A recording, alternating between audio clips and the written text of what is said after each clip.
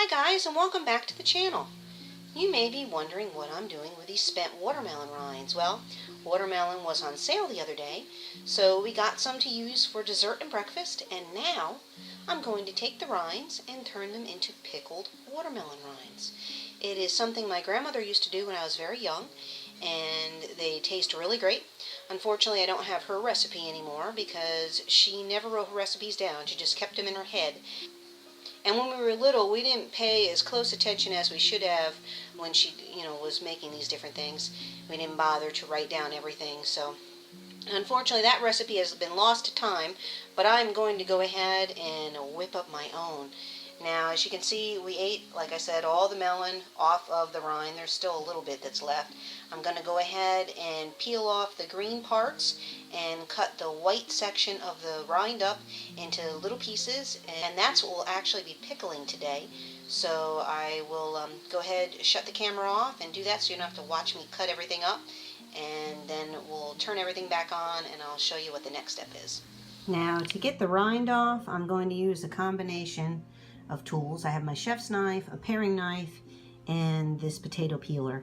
And we're going to start with the potato peeler to take the green sections off, at least as much of it as we can. Just wanted to show you this is what it looks like with the rind taken off. I don't worry about these little pieces too much. I may go back and take them off, I don't know. Once you have the skin off, you cut the watermelon rind up into small chunks. Remember, you're going to be using them as pickles, so you don't want them too big, and you don't have to get real crazy about the size unless you want to. Me, I'm going to do a rough cut and just throw them in the bowl, and whatever size they are is what they are. Of course, I won't make them too big, but I'm not going to sit and make sure that they're all even sizes. Not that crazy today.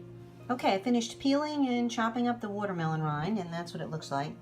That's almost a full watermelon. We did have a few slices of watermelon out on the road, and we ended up throwing the rinds away. This is the watermelon that we ate at the house.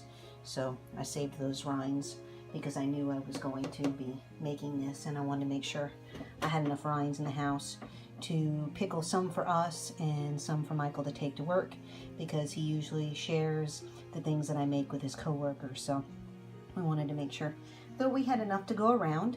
Next up, I'm going to go ahead and boil this in some salted water with the pickling and canning salt. We boil it for about 5 minutes, give or take, until the rind is tender. And we're going to go ahead and get that started in just a minute. Okay, personally, I use about a tablespoon of salt for every 4 cups of water. And I am not sure how much water I'll need to cover up all that rind, but we'll know in just a minute. All right, I went with 16 cups of water, so I'm going to put in 4 tablespoons of the pickling and canning salt into the water. We're going to get the water up to a nice rolling boil before we put the watermelon rinds in there. And as you can tell, I did rinse them off to get rid of any germs that may have gone on there while I was slicing them up. All right, for this recipe, I'm going to be using a mixed pickling spice by Ball because it has most of the ingredients I need. I'm going to use 4 teaspoons to pickle all of that rind that I have there. Now, if you don't have pickling spice, you can kind of make your own. As you can see, let's see, here we go, that's what I was looking for. The ingredients list isn't all that complicated. See, it's got mustard seed, black peppercorn, dill seed, cardamom. We've got ginger, coriander, allspice, some different peppers, cloves, and bay leaves. And I'm also going to use red pepper, about 2 packets full. So I guess maybe that's a few teaspoons. I don't know. I'd have to check and see how much is in the packet. They were leftover packets from a fast food joint that we went to. We got some Pizza Hut pizza and had some leftover hot pepper packets, and I'm using that, the red pepper flakes, to spice it up a little bit because Michael likes it spicy. I'm also going to toss in some white cooking wine when the time comes. But right now I'm going to measure our pickling spices and put them into this little ramekin so everything is ready when we get to the next step in the pickling process. All right, I'm getting the liquid ingredients ready for the soaking portion of the pickling process. I used white distilled vinegar and cooking wine. We have about 4 to 5 cups of liquid in this bowl over here. As you can see, I did 1 cup of white wine and about 3 to 4 cups of the white distilled vinegar. I'm going to add the pickling spices to it, then let that boil. Once it boils, I'll be pouring it over top of the rinds once they come out of the hot liquid, and letting it sit in that overnight in the refrigerator. Oh, and I almost forgot, I am also adding in some granulated sugar. You need about 3/4 cup of sugar for every 2 to 4 pounds of watermelon rind. At least that's what I use anyway. There's a lot of different recipes online that you can look up, and feel free to experiment with your own. See what you can come up with. If you come up with a really great recipe, feel free to share it in the comments below. We'd love to hear about it.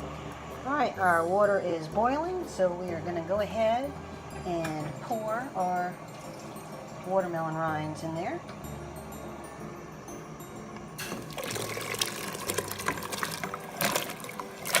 There we go. Down they go. And like I said, we'll let that boil for about 5 minutes.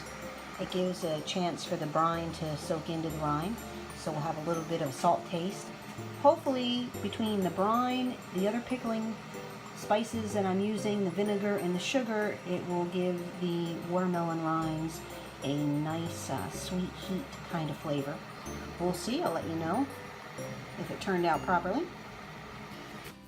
Alright, the hot watermelon rinds are out of the brine, and now I'm going to go ahead and, like I said, do the pickling liquid that they'll be sitting in.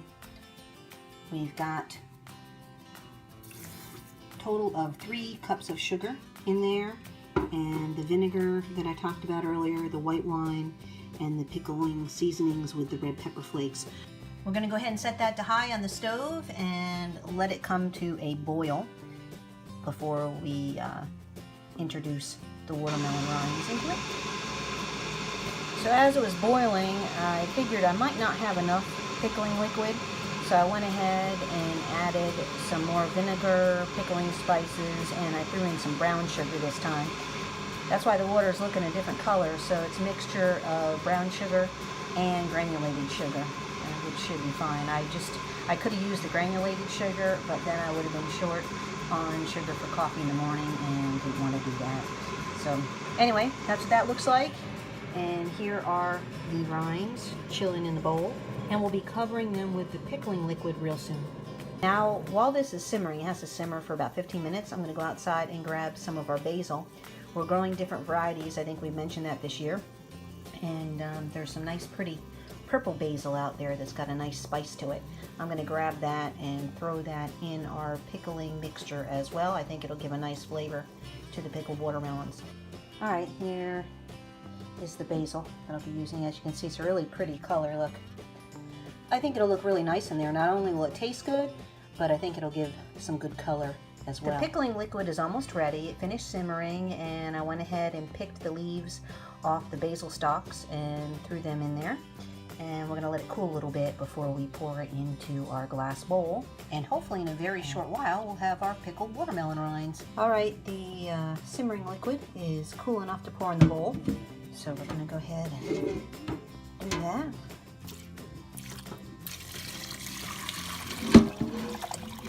There we go. We'll let that sit for just a little bit. Alright, now that the liquid is in there, I'm going to go ahead and clean up the kitchen. Let this cool down just a little bit before I put it in the refrigerator. I'm also going to stick a bowl on top, press it down in to make sure that none of the rinds escape the pickling liquid. And then it's going to go in the fridge. I'll show you. You just put it like this, and it helps hold it down in. See? You can use a plate if you want, but this bowl isn't wide enough for a plate, so I will use the other glass bowl that I have and put it in the fridge in just a bit. It'll sit overnight, and hopefully by tomorrow we'll have some mighty fine tasting pickled watermelon rind.